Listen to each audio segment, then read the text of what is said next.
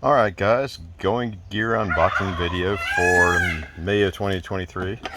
So it's the first time I'm taking a look at, so let's see what we got here.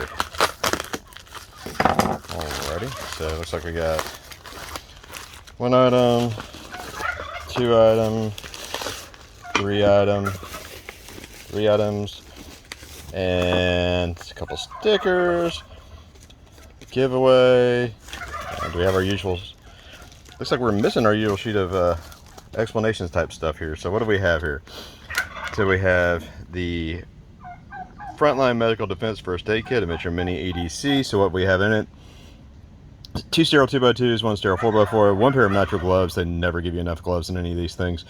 One 2-inch conforming gauze, one F&D basic band-aid pack, two sting swab, two alcohol prep, CPR mask, thermometer, I'm assuming that's a disposable one, and a F&D basic med, whatever that is. I'm guessing it's probably instructions here. So, it's sealed, so I'm not going to open it. It is in a Ziploc kind of thing, but it also does have just a general seal. So this is a really pretty general, basically lumps and bumps type first aid kit. It's okay. They have their use, keep things clean. Again, they never have enough sterile gloves in them. This one, interestingly, doesn't seem to have anything like a triple antibiotic ointment in it, or a polysporin or something like that. They usually have that, but not bad, fairly decent. So let's see what we got here from a knife standpoint. So this is an SRM.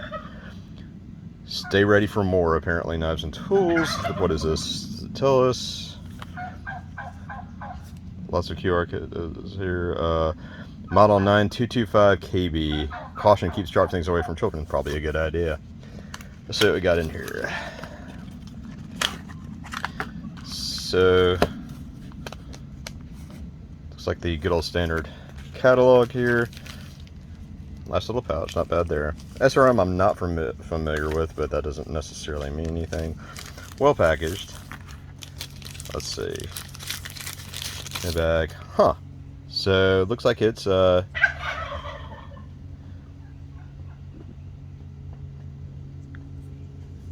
sort of resin with some carbon fiber inlays. That's actually pretty cool.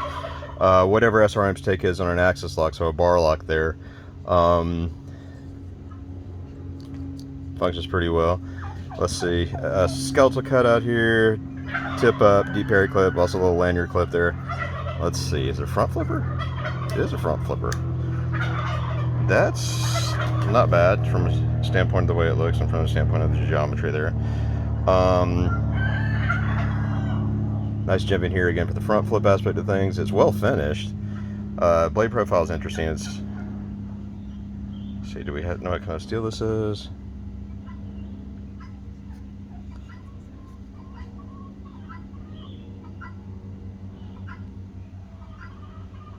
Let's focus there. That looks just like a model number. Let's see. No, that's theory for more. So I don't know what type of steel this is. Let's see. Nicely centered. Actually opens pretty well. It's sort of, I mean, it's a axis lock, so it kind of just opens and closes on its own. So I'm not sure what we need the front flipper for, but it's there. Bearing feels pretty good in it, actually. It's very light. What kind of liner? Oh, no line. No, little tiny bit of a liner in it. So maybe just on the one side. So that it actually may just have a liner on that one side, which is again going to contribute. It's, now that I see it, it's incredibly light. This is one I wish that they'd included the explanation sheet for, but I don't see it here. And then we also have a card here from Infinity Custom Creations, Custom Engraving and Woodworks. I'm guessing this is this little dish here. That's just a little going gear dish. So the way going gear has worked recently, in general, when they provide stuff like this, and this is a little too big to be a coaster. I'm guessing it's like an EDC like stash dish for the evening. When they've included stuff like that, they generally have not included it in the cost of the actual package itself. And then you have a Frontline Medical Defense card as well, and probably some deal associated with that. So let's see if we go back to our catalog here, if we can find anything else about our 9 what we say it was a 9225.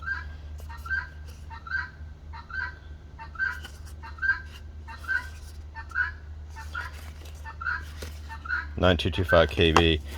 9225 KB. Let's see. Handle thickness is aluminum carbon fiber overlay. This doesn't feel like aluminum. Maybe it is. It's very light, whatever it is.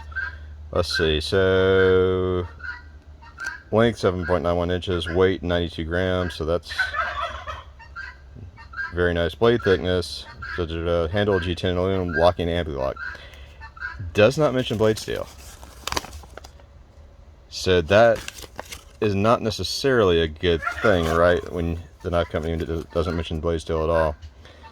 7-day free replacement, 1-year free repair. Free repair does not cover blow, blah, blah, blah. Lifetime limited warranty.